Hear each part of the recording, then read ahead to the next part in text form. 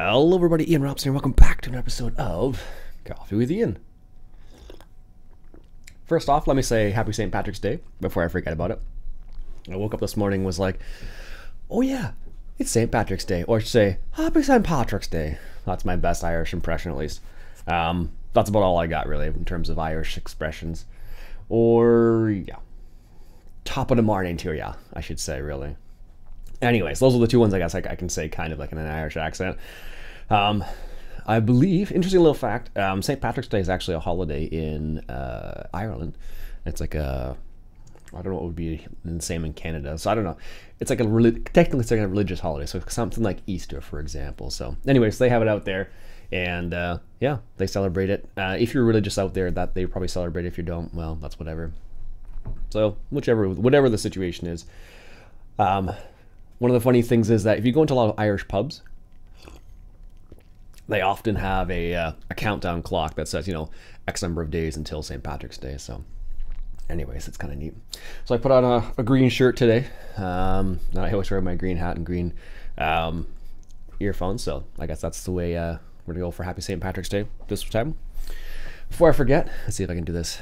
If you look right there, this poster right here, this is 100 years of John Deere since they made tractors. So they have what is that one there? A 95, looks like, I think it's a 9560 RX, one of the tracked edition right there. And then on top of that, they have the Waterloo Boy. We actually have one of those in the showroom at work right now, which is kind of neat. So, and it actually runs. I'll have to take a video of it being taken out of the showroom if it hasn't been done today. It might have been done. I don't know. I don't work today, so.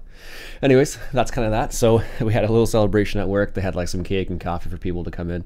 So it was kind of neat. So happy 100 years of John Deere as well. John Deere making tractors, I should say, because John Deere's been around for a while, longer than that, just not making tractors for that long. So I think it's 150 years of John Deere and then 100 years of tractors, I think, because they may start off with plows if memory serves. So anyways, that's that.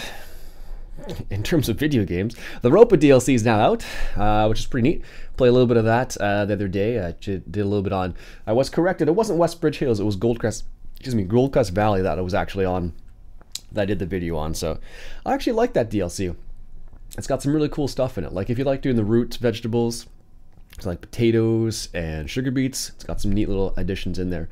Also, the one I don't know. I called it a self-propelled like mobile conveyor belt. Basically, it's super cool because you can like pick up silage from a bunker and put it onto like a conveyor belt, and then you can just drive it around, and it moves faster than a couple kilometers an hour. So the only problem you're going to run into is that if your bunker is narrow, that thing probably won't work very well because it's not very it's a little too wide almost. But so it'd be cool. I wondered if you could like adjust the width of the auger, but that probably doesn't make any much. In real life, doesn't make sense, but in the video game, it probably could be possible. So, anyways, what's the other big thing that came out?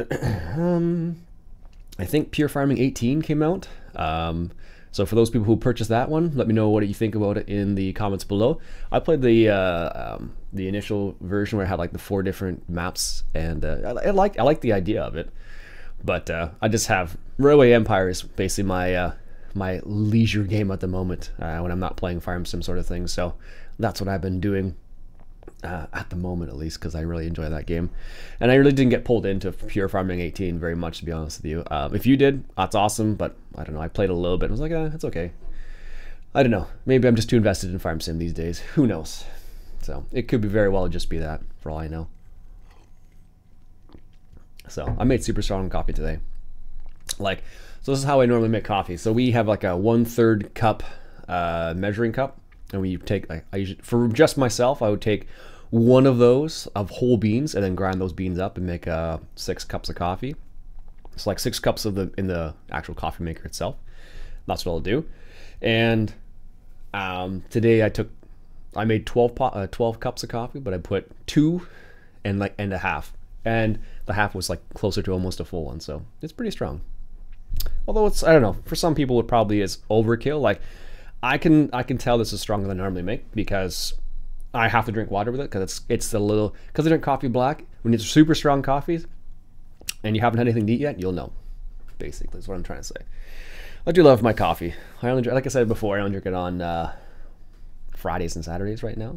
So I I find myself, I enjoy it. I'm like, what? I anticipate it. So I'm like waiting to drink coffee on Friday. So I'm like, oh, it's Thursday.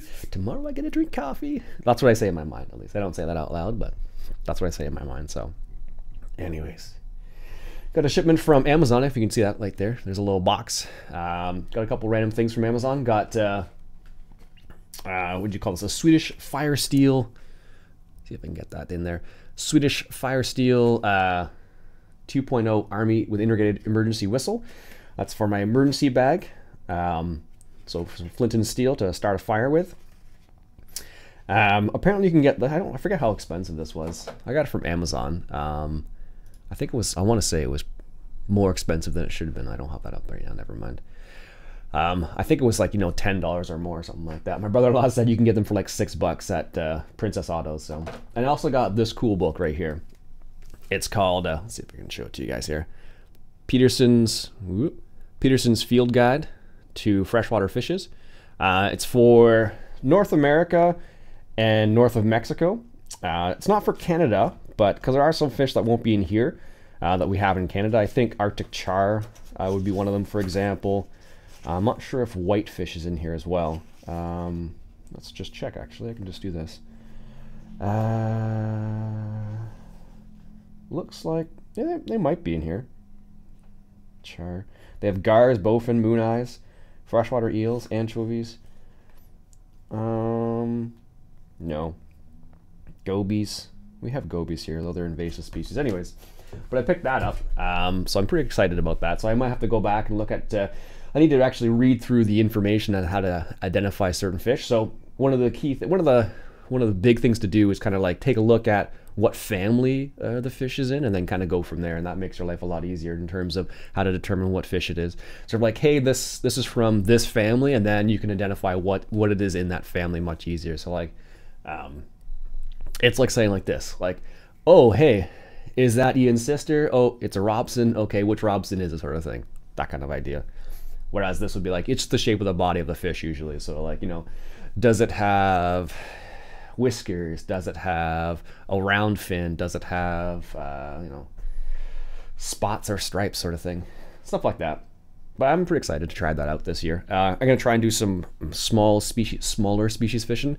I may not get it down to the minnow size like Leo Sheng does, but I'll try to get some smaller species in there. I don't think I have any super small hooks.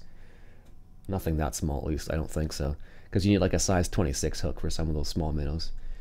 Although I did catch some. What did I catch last year? Last year, my dad and I went fishing in April for trout, and we caught some common shiners. We caught some creek chubs. We caught some. What else did we catch that time? Crappies and something else. I can't remember what it was now. Some other things too. So, anyways, a lot of fun. What else is in terms of video games?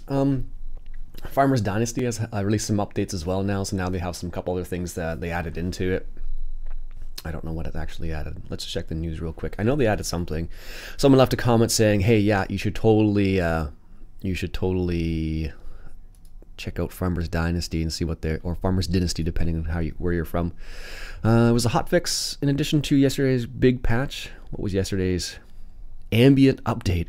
So they did a huge ambient update, vehicle fixes. You know, they did a couple other things. So looks like they've made some improvements on that front as well. So, which is good, because it was it needed a little bit of extra some things. So I haven't checked it out for a while, so I'm not sure exactly what they did in there. But as far as I know, they're moving towards making it better, like every game developer should basically at that point.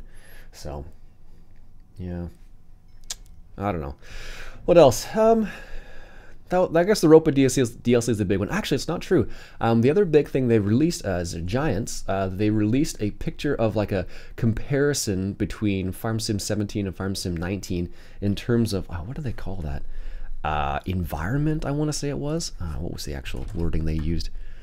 It was direct comparison between FS19 and FS17 in terms of let's see, dynamic range rendering. So here's I'll just read part of this for you guys. So for Farming Simulator 19, we have made a lot of improvements to the Giants engine and results in impressive. The results are impressive. The result is impressive. Okay, there we go. A lot has happened, especially in the so-called post-processing. High dynamic range rendering allows us to display the complete spectrum of colors at the same time.